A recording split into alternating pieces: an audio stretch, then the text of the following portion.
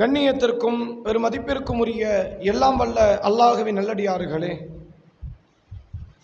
அல்லாஹுடைய பேரருளால் அந்த ஏக இறைவன் புனிதமாக்கி இருக்கிற ஜும்மா தினத்தில் அவனை வணங்கி வழிபட வேண்டும் என்கிற உயர்ந்த சிந்தனையில் நம்முடைய வியாபாரங்கள் வணிகங்கள் அனைத்தையும் நிறுத்திவிட்டு அல்லாஹுடைய ஆலயத்தை நோக்கி நாம் அனைவரும் அணிதிரண்டு இருக்கிறோம்.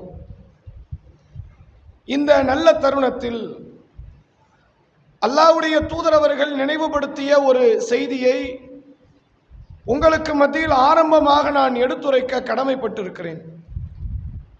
நபி அவர்கள் கூறினார்கள், இதா குல்தலி சாஹிபிக்க அன்சித் யௌமல் ஜும்மாஅத்தி வல் இமாமு யஹ்துபு. ஜும்மா தினத்தன்று இமாம் உரை நிகழ்த்தி கொண்டிருக்கும் பொழுது உங்கள் அருகில் இருக்கும் உங்கள் தோழரிடத்தில் வாய் மூடுங்கள் என்று நீங்கள் சொன்னாலும் ஃபக்கதில் லகௌத்த, நீங்களும் வீணான காரியத்தில் ஈடுபட்டவர்கள்தான். ஜும்மாவினுடைய நலனை பிரதிபலனை நீங்கள் எதிர்பார்க்காதீர்கள் என்கிற வண்ணம் அல்லாஹ்வுடைய தூதரவர்கள் எச்சரிக்கை ஊட்டிய செய்தியை முதல் கட்டமாக உங்களுக்கு நான் நினைவுபடுத்தியவனாக உங்களுக்கு மத்தியில் இந்த வார ஜும்மாவினுடைய பிரசங்கமாக ரமலானும் அதனுடைய சட்டதிட்டங்களும் என்கிற தலைப்பின் கீழ் இன்னும் ஓரிரு தினங்களில் ரமலான் என்கிற ஒரு அற்புதமான அருள் நிறைந்த ஒரு மாதத்தை நாம் அடைய இருக்கிறோம். இந்த மாதம் ஏராளமான வழிபாடுகள் பொதிந்து உள்ளே இருக்கக்கூடிய மாதம். எந்த அளவிற்கென்றால் ரமலானில் தொழுகை என்கிற வழிபாடு மக்களிடத்தில் அதிகம் நீங்கள் பார்க்கலாம். ரமலானில் நோன்பு, கடமையாக்கப்பட்ட நோன்பு ரமலானில் இருப்பதை பார்க்கலாம். ஜக்காத்தோ இன்ன பிற தான தர்மங்களையோ இந்த மாதத்தில் போட்டியிட்டு வழங்கக்கூடிய வழக்கத்தை நீங்கள் பார்க்கலாம். உம்ரா செய்வதற்கு இந்த ரமலானை பல மக்கள் தேர்வு செய்வார்கள். காரணம், ஹஜ்ஜுடைய கூலி இந்த மாதத்தில் கிடைக்கும் என்பதற்காக அதை போட்டி போட்டு செய்யக்கூடிய மக்களையும் பார்க்கலாம். இப்படி தொழுகையாகட்டும், நோன்பாகட்டும், தான தர்மங்களாகட்டும், ஹஜ்ஜுடைய கூலியை பெற்றுத்தரக்கூடிய உம்ராவாகட்டும், குர்ஆனை வாசிப்பதாகட்டும், இன்ன பிற எல்லா நன்மைகளும் பொதிந்திருக்கக்கூடிய ஒரு மாதமாக இந்த ரமலான் என்கிற மாதம் அமைய பெற்றிருப்பதை பார்க்க முடிகிறது. நபி அவர்கள் சொன்னார்கள், இதா ஜா ரமதான், ரமலான் மாதம் வந்துவிட்டால் ஃபுத்திஹத் அபுவாபு ஸமா, வானத்தின் கதவுகள் திறக்கப்படுகிறது. ஒ ஃபுத்திஹத் அபுவாபுல் ஜன்னா, சொர்க்க கதவுகளும் திறக்கப்படுகிறது. ஒ குல்லிகத் அபுவாபு நார், நரக கதவுகள் மூடப்படுகிறது. ஒ சுல்சிலத்தி ஷயாத்தீன், ஷைத்தான்கள் விலங்கிடப்படுகிறார்கள் என்றார்கள் நபி அவர்கள். அப்ப என்ன அர்த்தம்? இன்னைக்கு இந்த மாசத்துல மௌத்தாயிட்டா சொர்க்கம்னு அர்த்தமா? கிடையாது. இந்த மாசத்துல மௌத்தானா சொர்க்கம்னு யாருக்கு முதல்ல கிடைச்சிருக்குன்னு தெரியுமா? ரசூலுல்லாஹ்க்கு முன்னாடி அபூஜஹல் போகணும். ஏன்? அவன் பத்ர் காலத்துல அவன் ரமலான் மாசம் தான் கொல்லப்பட்டான். ரமலான்ல மௌத்தானா சொர்க்கம்லாம் கிடையாது. அப்ப இஸ்லாமிய மார்க்கம் சொர்க்க கதவு திறக்கிறது, வானக்கதவு திறக்கிறது என்று சொல்வதன் காரணம் என்ன என்றால், சொர்க்கம் செல்வதற்கான வாய்ப்பு இந்த மாதத்தில் மலிந்து கிடக்கிறது.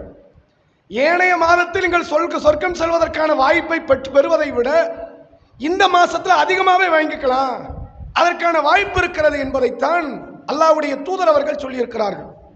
உண்மையிலே நீங்க பார்க்கலாம், வசந்த காலம்னு ரபியுல் அவ்வளவு சொல்லுவாங்க. அந்த வார்த்தைக்கு பேரே வசந்த காலம் தான்.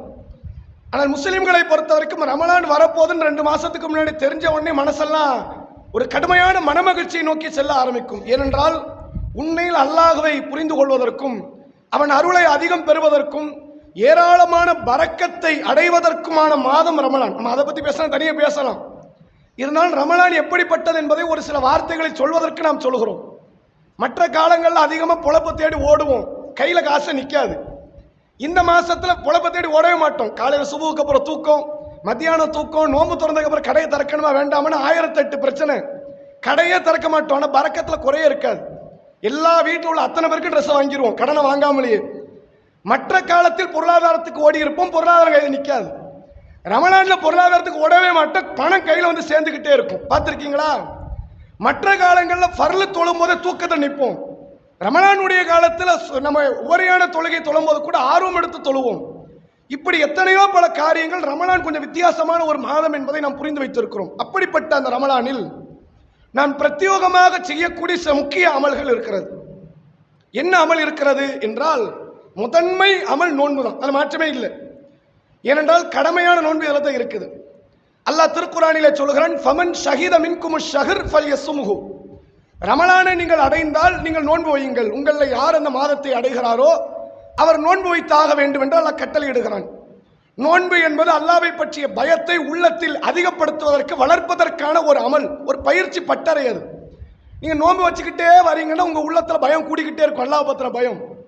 யாருடைய வாழ்க்கையில் நோன்பு இல்லையோ அவங்க உள்ளத்துல பயம் இருக்காது. ரசூலுல்லாஹ் இளைஞர்களை பத்தி சொன்னாங்க, யா மாஷர ஷபாப், இளைஞர்களே, மனிஸ்ததா மின்குமுல் பாத் ஃபல்யத்தஸவ்வஜ், கல்யாணம் முடிக்க தாக்கத்து இருந்தா கல்யாணம் முடிச்சுக்கேன்னாங்க. உனக்கு ரெடி ஆயிட்டே, கல்யாணத்துக்கு ரெடி ஆயிட்டே, பணமெல்லாம் இருக்குதா, வர்ற மனைவிக்கு உணவு கொடுக்க முடியுமா, உடை கொடுக்க முடியுமா, கல்யாணம் முடிப்பான்ட்டாங்க. ஏன்?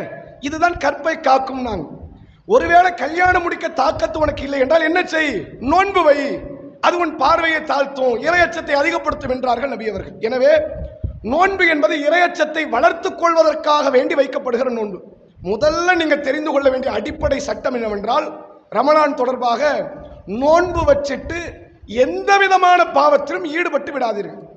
பொய் பேசுவது, புறம் பேசுவது, அநியாயம் செய்வது, மோசடி செய்வது, வட்டி வாங்குவது, எந்த தவறில் ஈடுபடாதீர்கள். அப்படி தவறில் ஈடுபடுவீர்களே ஆனால் அது நோன்பு கிடையாது. நபி அவர்கள் சொன்னார்கள், மன்லம் யதா கௌல சூரி வல் அமல பிஹி, யார் ரமலானுடைய மாதத்தில் பொய்யான பேச்சுக்களை, பொய்யான நடவடிக்கைகளை விட்டுவிடவில்லையோ, ஃபலைஸல் இல்லாஹி ஹாஜத்துன் ஃபி ஐயதா தாமஹு வலா ஷராபா, அவர் உண்ணாமல் பருகாமல் இருப்பதில் அல்லாஹ்க்கு எந்த தேவையும் கிடையாது. உன் நோன்பை தூக்கி குப்பையில போட்டுட்டான். இந்த நோன்பு எதுக்கு? மண்ணுக்காது. நீ பொய் பேசுவே, ஏமாத்துவே, திருடுவே, எனக்காண்டி பட்னி கிடப்ப, எதுக்கு இந்த நோன்பு? தூக்கிட்டு போங்கிறான்ல. உண்மையில் நோன்பு என்பது உணவை துறப்பது அல்ல, குடிபானத்தை துறப்பது அல்ல, தனக்கு ஹலாலான மனைவியை கணவனை விட்டு விலகுவது அல்ல.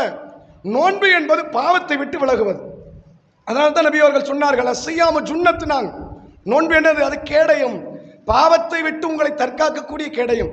நீங்க நோன்பை பாவத்திலிருந்து தற்காக்கிற கேடயமாக்கினா இதே நோன்பால் நரகத்திலிருந்து தற்காக்கிற கேடயமா அவன் மாற்றுவான். அப்படி மார்க்கம் சொல்கிறது. எனவே ரமலானில் நீங்கள் தெரிந்து கொள்ள வேண்டிய அடிப்படை பாடமே, எந்த தவறையும் செய்யாதீர்கள். அது சின்னதாகவும் இருக்கலாம், இதெல்லாம் ஒரு தப்பா அப்படின்னு நினைக்கலாம், செய்யாதீங்க. பெரியதாகவும் இருக்கலாம். எந்த விதமான தீமைகளையும் நோன்பு வைத்த நிலையில் செய்து விடாதீர்கள். எப்போதுமே செய்யக்கூடாது. ஒரு இறையச்சவாதி செய்ய மாட்டான். குறிப்பாக நோன்பு வைத்த நிலையில செய்தால் அதை வெறும் பட்டினியாகத்தான் அல்லாஹ் பார்க்கிறானே தவிர நோன்பாக அல்லாஹ் பார்க்க மாட்டான். முதல் கட்டமாக நீங்கள் புரிந்து கொள்ள வேண்டியது, இந்த ரமலானுடைய மாதத்தில் நோன்பு என்ற அமலை பொறுத்தவரை நிறைய மக்கள் மத்தியில் சில தவறான சிந்தனைகள் இருக்கிறது. ஒவ்வொரு காரியமா நீங்க பார்க்கலாம். முதல் காரியம் என்னன்னா, ரமலான் நியத்து வைக்கிறது இருக்குல்ல, இந்த நியத்து வைக்கிறத பொறுத்த வரைக்கும் பள்ளிவாசல்கள்ல சொல்லி கொடுப்பாங்க. என்ன சொல்லி கொடுப்பாங்க? நவைத்து சௌமகத்தின் அன்னதாயி ஃபர்லி ரமலான ஹாதிகி சனத்தில் இல்லாஹி தாலா அப்படின்னு ஒரு நியத்தை சொல்லி தருவார்கள். இரவு தொழுகை முடிஞ்சால் நடக்கும். நோன்பு திறக்கும் போது ஒரு துவாவும் சொல்லி கொடுப்பாங்க. அல்லாஹும்ம லக்க ஸம்து வபிக ஆமன்து வ அலைக தவக்கல்து வ அலா ரிஸ்க அஃப்தர்து வ தகப்பல் மின்னி அப்படின்னு ஒரு துவாவை சொல்லி கொடுப்பாங்க. இந்த ரெண்டுக்கும் குர்ஆன் ஹதீஸ்ல ஆதாரம் கிடையாது. எதுல கிடையாது? குர்ஆனிலோ ஹதீஸ்ல கிடையாது. அப்ப நியத்து வைக்க கூடாதா? கண்டிப்பா நியத்து வைக்கணும். நியத்து வைக்காம நீங்க நோம்புக்குள்ள என்ட்ரி ஆயிட்டீங்கன்னா உங்க நோம்பு அல்லாஹ் ஏத்துக்க மாட்டான். அப்ப எது நியத்து என்றால், உங்க உள்ளத்தில் ஏற்படக்கூடிய ஆசைக்கு பேர் தான் நியத்து. நபி அவர்கள் சொன்னார்கள், இன்னமல் அமாலு பில் நியா, உங்களுடைய எண்ணங்கள் தான் அது செயல்களுக்கு அடித்தளமாக அமைகிறது. எண்ணங்களை பொறுத்து செயல்கள் அமைகிறது என்றார்கள் நபி அவர்கள். எனவே நீங்க ஆசைப்பட்டுட்டாலும் அதுக்கு பேர் நியத்து. நோன்பு வருது, நாளைக்கு சகரு, நாளைக்கு நோன்பு வைக்க போறோம்னு நினைச்சாலும் நீங்க நோன்பு வைக்க ரெடி ஆயிட்டீங்கன்னு அர்த்தம். நியத்து வச்சாச்சு. நோம்பெல்லாம் யாருப்பா வைப்பா, வேண்டாத வேலை, நியத்து வைக்கலன்னு அர்த்தம். நீங்க பிரியப்பட்டுட்டாலே நோன்பு வச்சாச்சுன்னு அர்த்தம், நோன்பு வைக்கிறதுக்கு ரெடி ஆயாச்சுன்னு அர்த்தம். இவ்வளவுதான் நியத்து. சரி, நோன்பு திறக்க துவா இருக்குதா? இன்ன துவாவுக்கு பலகீனமான செய்தி கூட ஆதாரம் கிடையாது. எதுக்கு? அல்லாஹும்ம லக்க ஸம்துக்கு எது கூட கிடையாது, பலகீனமான செய்தி கூட எடுக்க முடியாது. இது அல்லாத வேற சில துவாக்களை ஹதீஸ்ல பார்க்க முடியுது. ஒரு காலத்துல சில ஆண்டுகளுக்கு முன்பாக நாமே அந்த துவாவை சொல்லியும் கொடுத்திருக்கிறோம் மக்கள் மத்தியில். ஆனால் அறிவிப்பாளர் தொடர் ரீதியாக பலகீனத்தை பார்க்க முடிகிறது. எனவே நோன்பு திறக்கும் போது எந்த விதமான துவாக்களை ஆதாரப்பூர்வமாக குர்ஆன் ஹதீஸில் பெற முடியவில்லை. பிஸ்மில்லா சொல்லி சாப்பிட்டுருங்க. துவா கேட்கலாமா? நல்லபடியா கேட்கலாம், தப்பு கிடையாது. நீங்க என்ன செய்யலாம்? அல்லாஹ் உனக்காண்டி வச்சிருக்கேன், அல்லாஹ் பாவத்தெல்லாம் மன்னிச்சிரியா, அல்லாஹ் நோன்பு ஏத்துக்கே, அல்லாஹ் சொர்க்கத்தை தாயாலான்னு கேட்கலாம். சரி, அதுக்கு என்ன ஆதாரம் இருக்கு? நோன்பு திறக்கும் போது நம்ம விரும்பி கேட்கலான்னு அல்லாஹ் திருக்குர்ஆன்ல சொல்றான். மாயிதாவினுடைய 35வது வசனம், வபுத்தகு இலைஹில் வசீலா, அல்லாவின் பக்கம் ஒரு துணை சாதனத்தை ஏற்படுத்திக்கங்க. என்ன அர்த்தம்? ஒரு அமலை செஞ்சு அல்லாட்ட துவா செஞ்சு அல்லாஹ் அதை விரும்புறான். தொழுதுட்டு துவா செய்யுங்க, சும்மா கேட்காதீங்க. குர்ஆன் ஓதிட்டு துவா செய்யுங்க, தான தர்மம் பண்ணிட்டு துவா செய்யுங்க, நோன்பு வச்சுட்டு துவா செய்யுங்க. நன்மையை பண்ணிட்டு அல்லாஹ் உனக்கானதான் அல்லாஹ் பண்ண, நன்மையை தாயா அல்லாஹ், சொர்க்கத்தை தாயா அல்லான்னு கேட்டா அல்லாஹ் என்ன செய்யறானா? விரும்புகிறான். குகையில ஒரு 3 பேர் சிக்கி கிடந்தார்கள். 3 பேர் என்ன பண்ணாங்க? அல்லாஹ் நான் உனக்காகத்தான் இதை செஞ்சேன். எங்க உமா அப்பா கவனிச்சேன் யாருக்காக? உனக்காகத்தான். ஒரு விபச்சாரத்தை விட்டு விலகின யாருக்காக? உனக்காகத்தான். என்னுடைய பணியாளருக்கு நியாயமா நடந்தன யாருக்காக? உனக்காகத்தான். அப்படின்னு அவர் அல்லாட்ட தான் செய்த நன்மையை சொல்லி முறையிடுகிறார். அல்லாஹ் உதவி செய்தான். எனவே எந்த நன்மையை செஞ்சு அல்லாட்ட துவா செஞ்சாலும் அது கூடும். நோன்பு செஞ்சுட்டு நோன்பு வைத்து விட்டு துறக்க நேரத்தில் திறந்த பிறகு நீங்க தாராளமா துவா செய்யலாம். இன்ன துவாவை ஓதுங்கன்னு குர்ஆன்ல கிடையாது, இன்ன துவாவை ஓதுங்கன்னு ஹதீஸ்ல கிடையாது. தாராளமாக நீங்கள் விரும்பிய பிரார்த்தனைகளை அல்லாஹ்விடத்தில் நீங்கள் முறையிடலாம். அதே நேரத்தில் இந்த சகரிலும் இஃப்தாரிலும் நடக்கிற இன்னொரு கூத்து என்னன்னு கேட்டா, சகர 4 மணிக்கெல்லாம் முடிச்சிருவாங்க. 5 மணிக்கு ஃபஜர் பாங்க வைங்க. இப்ப 5:25 5:20 5:25 நடந்துகிட்டு இருக்கு இப்ப டைம். ஒருவேளை இப்போ இன்னும் 2 நாள் நோன்பு வந்துன்னா 5:20 அல்லது 30 கிட்ட வரும். 5:20 அப்படின்னா 4:40க்கு மக்கள் சாப்பிட்டு நிறுத்திடுவாங்க, சகர் முடிந்தது அப்படின்னு. சில பேர்லாம் முன்னாடி சாப்பிடுவாங்க, மாத்திரெல்லாம் போடணும், தண்ணிலாம் இடையில குடிக்கணும், அது தப்பு கிடையாது. சகரே இதோடு முடிஞ்சிட்டு அப்புறம் தண்ணியே படக்கூடாதுன்னு ஒரு நம்பிக்கை இருக்குல்ல, அது மார்க்கம் தடுக்குது. ரசூலுல்லாஹ் அப்படி சொல்லல. தஸஹரு ஃபஇன்ன ஃபி ஸுஹூரி பரக்கா. சகரை உண்ணுங்கள், சகர்ல பரக்கத்து இருக்கு. நாங்க எப்போ உண்ணணும்? நைட்டு 10 மணிக்கு சாப்பிட்டா அது பேர் சகரா? இறுதி வரை சாப்பிடுவதற்கு பேர் சகர். எனக்கு இறுதி வரை சாப்பிட எனக்கு ஒவ்வாது, சரி வராதுன்னா விட்டுறலாம். சாப்பிடக்கூடாதுன்னு தடுக்கிறது எப்படி சரியாகும்? முன்னாடி நிறுத்தியணும். பேணுதல் எதுல பேணுதல்? பேணுதல் சொல்லி சுபுகு தொழுக 3 ரக்காத் தொழுவோம் பேணுதல்னு. பேணுதல் சொல்லி பெருநாள் அன்னைக்கு நோன்பு வைப்போமா? எதை அல்லாஹ்வுடைய ரசூல் பேணுதல் சொன்னாங்களோ அது பேணுதல். எதை அல்லாஹ்வுடைய ரசூல் சொல்லலையோ அது பேணுதல் கிடையாது, அது பாதிப்பை தரும், அதுதான் பிதாத். எனவே நீங்கள் சகரை பாங்கு சொல்லுகிற வரை சாப்பிடலாம். ரசூலுல்லாஹ் ஒரு முறை தன் மனைவியோடு உட்கார்ந்து சாப்பிட்டுக்கிட்டு இருக்கிறாங்க. பிலால் ரதியல்லாஹு ரமலான் காலத்தில் பாங்கு சொல்லிக்கப்படுது. ஆயிஷா நாயகி சாப்பாடு நிறுத்துறாங்க. ரசூலுல்லாஹ் சொல்றாங்க ஆயிஷாவை சாப்பிடுமாங்கிறாங்க. ஏன்? இப்ப சொல்ற சகர் பாங்கு. பிலால் தானே எப்போது வளமையா ஃபஜர் பாங்கு சொல்லுவாரு. ரமலானுக்கு மட்டும் அவருக்கு வேற பொறுப்பு, ஃபஜர் பாங்கு அவர் கிடையாது, சகர் பாங்கு சொல்றாரு. ஃபஜர் பாங்கு சொல்ல இன்னொருத்தர் வருவார். அப்துல்லா இப்னு உம்மி மக்தும் என்று அழைக்கப்படுகிற கண் தெரியாத நபித்தோழர் ஒருவர் வருவார். அவர் பாங்கு சொல்லுகிற வரை நீங்க சாப்பிடுங்க. அப்ப என்ன அர்த்தம்? பாங்கு சப்தம் அல்லான்னு ஆரம்பிக்கிறதுல நேரம் வந்துருதுல, நேரம் வந்ததுக்கு அப்புறம் அதுக்கப்புறம் ஒரு வாய் கூட நீங்க எடுத்து சாப்பிட முடியாது. அது வரைக்கும் அல்ல நேரம் கொடுக்கறோம். தாராளமாக நீங்க என்ன செய்யலாம்? சகரி சாப்பிடலாம். இதுல கூடுதல் என்ன பண்ணுவாங்கன்னா, தாமதமா எந்திரிச்சிருவாங்களா, எந்திரிக்கிற மக்கள் என்ன செய்வாங்க? 5 மணிக்கு பாங்குவீங்க, 5:10 எந்திப்பாங்க, அவசர அவசரமா சாப்பிடுவாங்க. நைட்டு முழுக்க ரெடி பண்ணுவோமே, 3 மணி வரைக்கும் உட்கார்ந்து ரெடி பண்ணுவோமே, எல்லாம் நசமா போச்சுன்னா உட்காந்து சாப்பிடுவாங்க. இதெல்லாம் நோன்பாவே கன்சிடர் பண்ணவே மாட்டோம். நோன்பு கிடையாது. ஏன் நோன்பு கிடையாது? அந்த நேரத்துக்கு முன்னால சாப்பிடணும். அந்த நேரத்தை தாண்டிருச்சுன்னா நீங்க பட்டினியா கூட நோன்பு வைங்க, தப்பு கிடையாது. நேரம் தாண்டிருச்சுங்கிறதுக்காக நீங்க சகர சாப்பிட்டு நோன்பு வைப்பீர்களே, ஆனால் அதை அல்லாஹ் நோன்பாக ஏற்க மாட்டான். இதை தெரிஞ்சுக்கங்க. இஃப்தார்ல நடக்கிற இன்னொரு பிரச்சனை என்னன்னு கேட்டா, இஃப்தார் அப்படியே தள்ளி கொண்டு போயிருவாங்க. 6:30 மணிக்கு பாங்குவீங்க, 6:45 ஆயிடும். அப்பந்தான் அசரத்து யாசின் ஓதுவாரு, தபார்க் ஓதுவாரு, வாக்கியா ஓதுவார், ரஹ்மான் ஓதுவாரு, ஃபாத்தியாக்கள் எல்லாத்தையும் ஓதி முடிச்சுட்டு ஆரம்பிப்பார். அல்லாஹும்ம லக்க சம்து. அதில் அரபோடு நிறுத்த மாட்டார், தமிழ் வேற படிப்பார். யா அல்லாஹ் உனக்காகத்தான் நோன்பு வைத்தேன், உன் ரிசுக்கை கொண்டு நோன்பு திறக்கிறேன். இவ்வளவு வளமையா ஒரு பெரிய டைலாக் போகும். இது குர்ஆன்லயும் ஹதீஸ்லயும் கிடையாது. ரசூலுல்லாஹ் சொல்லி தருகிறார்கள். என்ன சொல்றாங்க அப்படின்னா, நோன்பு திறப்பதை விரைவுபடுத்தும் காலம் எல்லாம் அவர் நன்மையில இருக்கிறார். அப்ப விரைவுன என்ன அர்த்தம்? 5 மணிக்கு திறக்கலாமான்னு கேள்வி வரும். எத்தனை மணிக்கு? அசர் தொழுது திறந்துடலாமா? அது கிடையாது. அந்த நேரம் முடிஞ்ச உடனே திறந்துருங்க, தாமதப்படுத்தாதீர்கள். பேணுதல்ங்கிற பேர்ல, கூடுதல் நன்மைங்கிற பேர்ல அல்லாஹ் நம்மகிட்ட இருந்து எதிர்பார்க்கறது பலகீனத்தை தான் எதிர்பார்க்கிறான். எது எதிர்பார்க்கல? 6 மணி வரைக்கும் நோன்பு இல்ல, நான் 8 மணி வரைக்கும் வைப்பேன். அப்ப இது பேர் திமிருன்னு அர்த்தம். அல்ஹம்துலில்லாஹ் 6 வரைக்கும் போதுமா, இந்த உடனே திறந்துடுறேன், இதைத்தான் எதிர்பார்க்கிறேன். அதான் ரசூலுல்லாஹ் சொன்னாங்க, நோன்பாளிகளுக்கு 2 மகிழ்ச்சினாங்க. ஒரு மகிழ்ச்சி என்ன? நோன்பு திறக்கும் போது அவன் சந்தோஷப்படுவான், படுறது அது ஒரு மகிழ்ச்சிக்குரிய காரியம். மறுமையில நோன்பாளிகளுக்கு கிடைக்கிற கூலியில் அவன் சந்தோஷப்படுவான் என்று அல்லாஹ்வுடைய தூதர் அவர்கள் சொன்னார்கள். எனவே நோன்பு திறக்கும் நேரம் வந்த உடனே பாங்கு சொல்றாங்களா இல்லையா, நீங்க அதை கவனிக்க வேண்டியதே கிடையாது. உடனே நோன்பு திறந்துருங்க. நோன்பு திறந்தால் கூடுதல் கூலி. நீங்க தாமதப்படுத்த 12-13 மணி நேரம் பட்டினி கிடந்தீங்கல்ல, நன்மையை குறைத்து கொண்டே வருகிறான் என்பதை கூடுதலாக உங்களுக்கு ஒரு தகவலாக சொல்லிக் கொடுக்கிறோம். அதே நேரத்தில் இந்த நோன்பு வச்சுட்டு என்ன செய்யணும் செய்யக்கூடாது மக்கள்கிட்ட நிறைய கருத்து வேறுபாடுகள் இருக்கிறது. பொதுவான நிலைப்பாடு என்ன? சாப்பிடக்கூடாது, குடிக்கக்கூடாது, தாம்பத்தியத்தில் ஈடுபடக்கூடாது. அதில் மாற்றம் இல்லை. நம்ம முதலே சொன்னோம், பாவத்தில் ஈடுபடக்கூடாது. எதெல்லாம் பாவமோ அசிங்கமோ ஆபாசமோ இஸ்லாத்தில் தடுக்கப்பட்டதோ சின்னதோ பெருசோ எதிலையும் ஈடுபடக்கூடாது. இதை தவிர்த்து என்ன செய்யலாம், செய்யக்கூடாது அப்படின்னா மருந்து சாப்பிடுவது, ஊசி போடுறது, இது மார்க்கத்தை தடுக்கப்பட்டது. ஊசி போடுறதா இருக்குது, அது கூடாது. சில பேர் அதில் விளக்கம் கொடுப்பாங்க, இல்லை சாதாரண ஊசி வேற, தடுப்பூசிலாம் இருக்குது, அது வெறும் மருந்து மட்டும்தான், அதில் குளுக்கோஸ்லாம் கிடையாது, உள்ள இருக்காது. அப்போ அது போடலாமா? எதுவுமே போடக்கூடாது. எந்த ஒரு காரியத்தையுமே நம்முடைய உடலுக்கு நம்ம செலுத்துவோமே ஆனால் அதை மார்க்க எப்படி தான் பார்க்குது? நோன்பை முறித்த காரியமாக பார்க்குது. எனவே இந்த ஊசி போடுறது, மாத்திரை போடுவது, இதெல்லாம் மார்க்கத்தில் கூடாது, செய்யக்கூடாது. இந்த கண்ணுக்கு மருந்து ஊத்துற தப்பு கிடையாது, அது உடலுக்குள்ள போற காரியம் இல்லை. கண்ணுக்கு ஊத்துற காரியம் மருந்து, அது என்ன கிடையாது, தவறு கிடையாது. காயங்களுக்கு மருந்து போடுவாங்கல்ல, டிஞ்சர் போடுறது, அது மார்க்கத்தில் என்ன கிடையாது, தவறு கிடையாது. ரத்தம் ஏற்றக்கூடாது, அது தப்பாயிடும். எது ஒன்று உடம்புக்குள்ள போகுதோ, இன்ஜெக்ட் ஆகுதோ, அது நோன்பை முறித்து விடும். அது ரத்தம் ஏற்றினாலும் சரி, குளுக்கோஸ் ஏற்றினாலும் சரி, ஊசி போட்டாலும் சரி, மாத்திரை போட்டாலும் சரி, நோன்பு முறிஞ்சிடும்.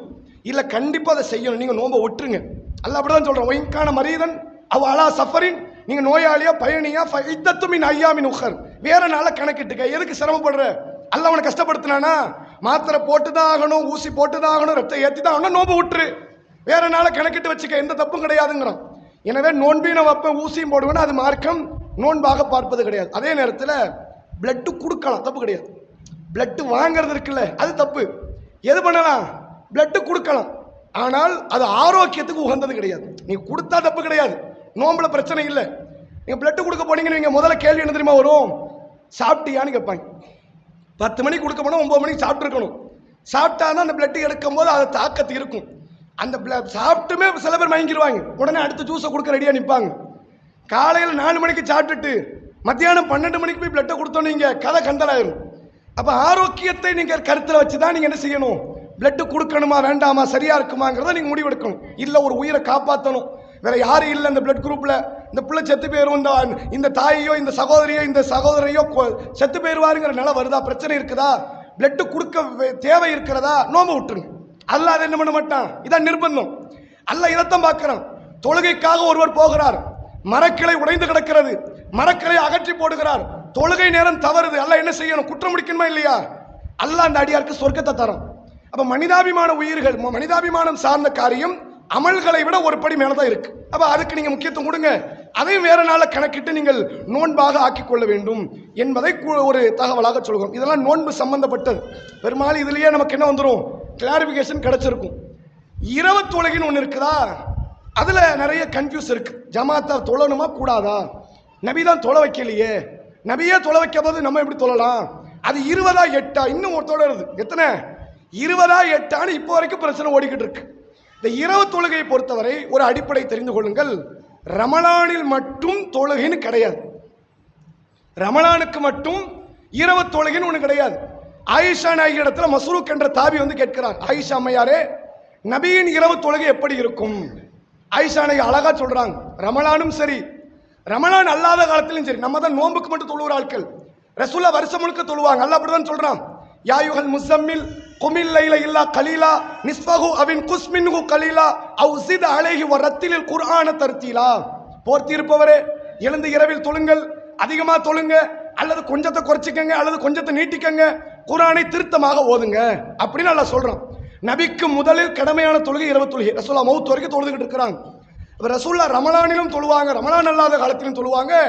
8 மற்றும் 3 ரக்காயத்து வித்தரை விட அதிகப்படுத்தி நான் பார்த்தது கிடையாதுங்கிறாங்க. ஆனால் உண்மையில அதிகம் படுத்தி இருக்கிறாங்க, ஒரு சில இடத்துல நடந்திருக்கு. இப்னு அப்பாஸ் ரதியல்லாஹு சொல்றாங்க, ரசூல்லா 10 வரை தொழுதாங்கன்னு ஒரு செய்தி வருது, 12 வரை தொழுதாங்கன்னு செய்தி வருது. அப்ப எத்தனை சலாமு? 6 சலாம்.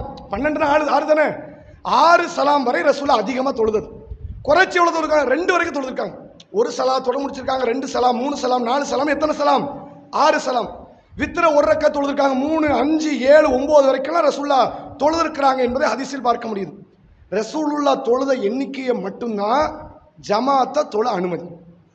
ரசூலுல்லா தொழாத எண்ணிக்கை இருக்குல்ல, இப்போ ஒரு பேச்சுக்கு நீங்க 30 ரக்கா தொழுவுறீங்க, 15 சலாம், நபி தொழுவலையில் இந்த காரியம், இதை நீங்க ஜமாத்தா செய்யக்கூடாது, தனியா செஞ்சுட்டு போங்க, தப்பு கிடையாது. நான் மறுமையில நன்மை எதிர்பார்க்கிறேன், ரமலான் காலம் நிறைய கூலி, ஒரு அமலுக்கு அல்ல 700 மடங்கு நன்மை தானா, நான் நிறைய தொழுவ போறேன், நல்லா தொழுங்க, பிரச்சனை இல்லை. ஜமாத்தாக நீங்கள் தொழுவீர்களே ஆனால் நபி தொழுத எண்ணிக்கையில மட்டும்தான் நீங்கள் தொழ வேண்டும். இந்த போன வருஷம் வரைக்கும் என்ன பண்ணாங்கன்னா 20 ரக்காயத்து மக்கால தொழுதாங்க நாங்க. மக்கா மார்க்க ஆதாரம் கிடையாது. அதே மக்கா ஒரு 300 வருஷத்துக்கு முன்னாடி தர்காவை வைத்து வழிபட்ட ஒரு ஊர் மக்கா நகரம் 300 வருஷத்துக்கு முன்னாடி. அப்ப மக்கா ஆதாரம் இல்லை. இப்ப அந்த மக்கால மாத்திட்டாங்க. இந்த வருஷத்துல இருந்தது என்ன, மக்காவிலும் மதினாவிலும் என்னன்னா 10 ரக்காயத்தா 5 சலாம் என்று மாற்றி விட்டார்கள். இப்ப இதை நம்ம ஆதாரம் ஆக்க போறத பத்தியா மக்கால தொழுறாங்க நம்ம சொல்ல போறது இல்லை. ஆனா யாரு மக்கான்னாங்களோ அங்க மாத்திட்டாங்க. அப்ப மார்க்க அடிப்படையில் அல்லாஹ்வுடைய தூதர் அவர்கள் தொழுத எண்ணிக்கை தொழுகை மட்டும் ஜமாத்தாக நீங்கள் தொழலாம். அதை தாண்டியும் தொழலாம். தனித்து தான் தொழணும். நஃபீலுக்கு ஜமாத்து கிடையாது. தனியாக நீங்கள் எவ்வளவு வேண்டுமானாலும் தொழுது கொள்ளலாம். மார்க்கத்தில் அது எந்த விதமான தடையும் கிடையாது.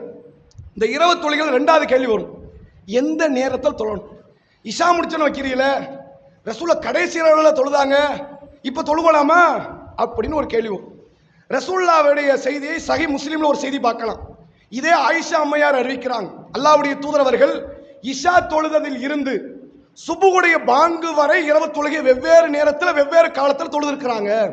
சில நேரத்தில் ரசூல் என்ன பண்ணுவாங்கன்னா, இஷா முடிச்சுட்டு வருவாங்க, வீட்டில் வந்து தொழ ஆரம்பிச்சிருவாங்க. 8 ரக்காயத்தை தொழுதுட்டு வித்திரை தொழுதுட்டு தூங்கிடுவாங்க. இது வரைக்கும் சுபுகு பாங்கு வரைக்குமே தூங்கிடுவாங்க. சில நேரத்தில் வருவாங்க, இஷா முடிச்சு வந்து படுத்து தூங்கிடுவாங்க. நடுராத்திரி இருக்கல எந்திரிச்சு தொழுதுட்டு மறுபடியும் படுத்து தூங்கிடுவாங்க. எது வரைக்கும்? சுபுகு பாங்கு வரைக்கும். இப்படி தொழுதுருக்கிறாங்க. சில நேரங்களில் வருவாங்க, இஷா முடிச்சுட்டு தூங்கிடுவாங்க. தூங்கிட்டு என்ன பண்ணுவாங்க, தஹஜ்ஜத்துடைய நேரத்தில் எந்திப்பாங்க, எஞ்சி தொழுவாங்க. அதுக்கப்புறம் என்ன பண்ண மாட்டாங்க, ரசூலுல்லாஹ் தூங்க மாட்டாங்க. ஃபஜர் பாங்கே வந்துடும். ஃபஜர் பாங்கு சொன்னதுக்கு அப்புறம் முன் சுனத்தை தொழுது கொஞ்ச நேரம் ரசூலுல்லாஹ் வலது பக்கமாக சாய்ந்து படுப்பார்கள். இப்போ ரசூலுல்லாஹ் வெவ்வேறு இடத்துல தொழுதுருக்கிறாங்க. இஷா முடிஞ்சோன்னு தொழுதுருக்காங்க 12 மணி நேரம். ஒரு உதாரணத்துக்கு சொல்றேன், 12 மணிக்கு தொழுதுருக்கிறாங்க, 2 மணிக்கு தொழுதுருக்கிறாங்க, 4 மணிக்கு தொழுதுருக்கிறாங்க, ஃபஜர் பாங்கு வரைக்கும் தொழுதுருக்கிறாங்க. அப்ப 20 தொழுகை நேரம் என்பது இவ்வளவு பெரிய நேரத்தில் எப்பனாலும் தொழலாம். ஆனால் இறுதி நேரத்தில் தொழுவதை ரசூலுல்லாஹ் ஆர்வம் ஊட்டுறாங்க. அல்லாவே ஆர்வம் ஊட்டுறான். அல்லாஹ் என்ன சொல்றான், ஒபில் அஸ்ஹாரிஹும் யஸ்தக்ஃபிரூன்ங்கறான். என்ன அர்த்தம்? சகர் நேரத்தில் இவர்கள் பாவ மன்னிப்பு தேடுவார்கள். அது ஈமான் கொண்ட ஒரு பண்பு. எனவே சகர் நேரத்தில் பாவ மன்னிப்பு தேடுறதுக்காக இந்த தொழுங்க அப்படின்னு அல்லாஹ் ஆர்வம் ஊட்டுறான். ரசூலுல்லாஹ் சொன்னாங்க, வானத்தின் முதல் வானத்தில் அல்லாஹ் வர்றான். ஒவ்வொரு நாளினுடைய இரவின் கடைசி பொழுதுகளில் வருகிறான். கேட்கக்கூடிய அடியாருடைய பிரார்த்தனை எல்லாம் ஏற்றுக்கொள்கிறான். நிறைய செய்திகள் இருக்கு. எனவே தேர்வுமிக்க காரியம் இறுதி நேரம். எந்த நேரத்தில் வேண்டுமானாலும் 20 தொழுகை நீங்க என்ன செய்யலாம், நீங்கள் தாராளமாக தொழலாம்.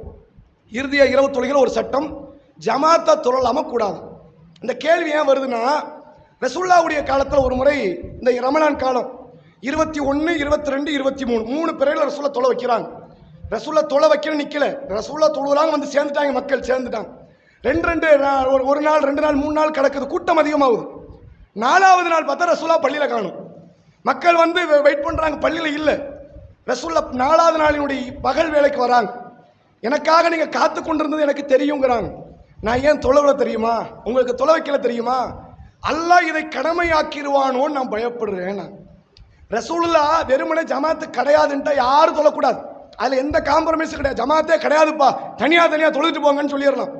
ரசூலுல்லாஹ் அங்க ஒரு இக்கனை வைக்கிறாங்க. காரணம் என்ன தெரியுமா, கடமை ஆயிடுமோன்னு பயப்படுறேன் நாங்க. இதே வார்த்தை ரசூலுல்லாஹ் வேற அமலுக்கு சொல்லி இருக்கிறாங்க. எதுக்கு சொன்னாங்க, லவ்லா நஷுக்காலா உம்மத்தி லஅமர்துஹும் பிசிவாக இந்த குல்லி ஸலா, என் சமுதாயத்தின் மீது சுமை ஏற்பட்டு விடும் என்ற பயம் எனக்கு இல்லாமல் இருந்திருந்தால் 5 வேளை தொழுகைக்கும் பல் துலக்கும்படி கட்டளையிட்டு இருப்பேன். அப்ப என்ன அர்த்தம், 5 வேளை தொழுகை பல்ல தச்சிராது இப்ப அப்படி அர்த்தமா? அது அவ்வளவு முக்கியம். நபி அதை கட்டளை இடலன்னு அர்த்தம். அது மாதிரி தான் ஜமாத்தாக தொழலாம், தாராளமாக தொழலாம். ரசூலுல்லாஹ் ஏன் அதை ஆர்வமுட்டல, தன்னுடைய காலத்தில் கடமை ஆயிடுமோன்னு பயப்படுறாங்க. 5 வேளை தொழுகையை தழுகத்தை தான் போட்டுக்கிட்டு இருக்குது. 6வது ஒரு தொழுகை, அது சுபுவுக்கு முன்னாடிலாம் பெரிய பிரச்சனை ஆயிரும். அதுக்கு நபி அவர்கள் பயந்தார்கள் என்பதை பார்க்க முடியுது. ஆனா அதே அல்லாஹ்வுடைய ரசூல் தான் இன்னொரு முறை ஜமாத் தொழுகை வச்சாங்க. இப்படி ஒரு செய்தி இருக்கு, அஹ்மதுல் அபுதாவத்தில் பதிவு செய்யப்பட்டது. நபி அவர்கள் ஒரு குறிப்பிட்ட நேரம் 20 தொழுகை தொலை வச்சாங்க. ரமலான் டைம் தொழுது முடிச்சு ரசூலுல்லாஹ் சலாம்லாம் கொடுத்தாச்சு. ஒரு நபி தோழர் வந்து கேட்கிறார், அல்லாஹ்வுடைய தூதரே, ரமலான் நேரம் தானே, நாங்க ஆர்வப்பட்டு வந்திருக்கோம்ல, நீங்க எல்லா காலத்திலையும் தொழுவுறீங்க, நாங்க அப்படியே தொழுவுறோம். இல்ல இல்ல, கொஞ்சம் கூட நேரம் தொலை வச்சாதான் என்ன, தப்பு இல்லையே, நாங்க தான் நிக்க ரெடியா இருக்கிறோமே, நாங்க நிக்க ரெடி இல்லைன்னா வேற, நாங்க தான் ரெடியா இருக்கிறோமே, நீங்க கொஞ்சம் கூடுதலான நேரம் தொலை வைக்கலாமேங்கிறாங்க. அப்ப ரசூலுல்லாஹ் சொல்றாங்க, 20 தொழுகையை பொறுத்தவரை இமாம் தொழுகிற நேரம் வரை ஒருவர் முழுமையாக தொழுது விடுவாரே. ஆனால் இமாமோட வராரு, தக்பீரை கட்டுறாரு, இமாம் என்ன சிந்தனை ஓட்டம் தானே, அவருக்கு தோணுன சூறா ஓதுவாரு, தோணுனபடி ஒதுக்குவாரு, ஒரு 10 நிமிஷம் கூட தொலை வைப்பாரு, 10 நிமிஷம் கம்மியா தொலை வைப்பாரு. இமாம் தொழுது முடிக்கிற வரை ஒருவர் பின்னின்று அவர் பின்னால் தொழுவாரே. ஆனால் முழு இரவு தொழுத நன்மை பெற்றுக் கொள்கிறார். நீ கவலைப்படாத, கம்மியான நேரம் தான் தொழுது இருக்கிற, மாற்றம் இல்லை. முழு இரவுடைய கூலி உனக்கு கிடைச்சிரும், நீ தொழுத சரிதான் அப்படின்னு அல்லாஹ்வுடைய தூதரவர்கள் காட்டுதல் எதை காட்டுறாங்க? ஜமாத்து தொழுகையும் சேர்த்து காட்டுகிறார்கள் என்பதை புரிந்து கொள்ள முடியுது. எனவே இந்த இரவு தொழுகை தயவு கூர்ந்து என்ன பண்ணாதீங்க, 30 இரவோ அல்லது 29 இரவோ இந்த தொழுகையை நீங்கள் கைவிட்டு விடாதீர்கள். ரமலானுடைய காலம் 30 நோன்பு வைங்க, ரமலானுடைய காலம் 30 நாளினுடைய இரவு தொழுகையும் தொழுங்க, ஒரு நாள் கூட மிஸ் பண்ணிடாதீங்க அல்லாஹ்வுக்காக. ஏன் மிஸ் பண்ணக்கூடாது? நம்ம அதுக்கப்புறம் வேண்டி விரும்பி தாங்கி தடிக்க கூப்பிட்டாலும் யாரும் வரப்போறது கிடையாது. அது உண்மை, ஃபேக்ட், இதை மறுக்க இயலாது. ஆனால் இந்த ரமலானுடைய காலத்தை ரசூலுல்லாஹ் சொல்றாங்க, மன் காம ரமதானன் ஈமானன் வஹ்திசாபன், யார் ரமலானுடைய மாதத்தில் ஈமான் கொண்டவர்களாக நன்மை எதிர்பார்த்தவர்களாக ரமலானிலே தொழுகிறாரோ, குஃபிர லஹு மா தகத்தம மின் தன்பிஹி, முந்தைய பாவம் அனைத்தையும் அல்லாஹ் மன்னித்து விடுகிறான். பெருங்கொண்ட பாக்கியம் 30 நாள் கிடைக்குது. 30 நாள் ஒரு நாளைக்கு 1 மணி நேரம் தொழுப்பாரா? இங்க உள்ள அஜரத்து 30 நாளைக்கு 30 மணி நேரம் அல்லாஹ்க்காக ஒரு 30 மணி நேரத்தை ஒதுக்கிட்டேன்னு வைங்க, நன்மை நாடி ஆண்களும் பெண்களும் ஒதுக்கிட்டா இது நாள் வரை செய்த பாவத்தை அல்லாஹ் மன்னிச்சாரான். பெருங்கொண்ட பாக்கியம் என்பதனால் இந்த தொழுகையில் அலட்சியமாக இருக்க வேண்டாம் என்பதை சொல்லி என்னுடைய உரையை நிறைவு செய்கிறேன். அஸ்ஸலாமு அலைக்கும் வரஹ்மத்துல்லாஹி வபரகாத்துஹு.